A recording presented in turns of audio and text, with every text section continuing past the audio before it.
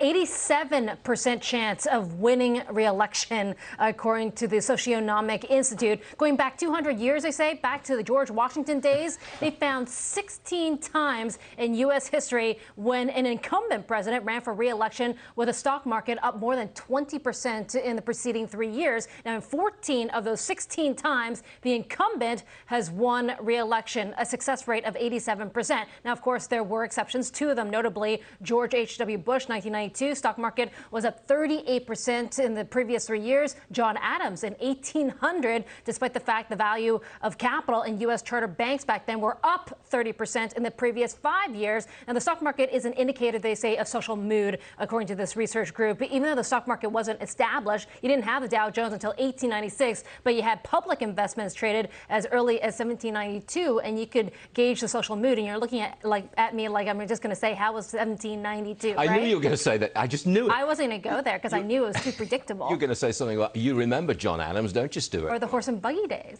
I do remember George H.W. Bush, 41. There you go. Losing, and he lost because of the Read guy my from lips. Texas. No, the guy from Texas. What was his name?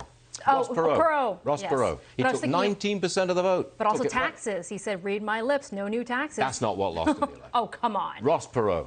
Ross Perot.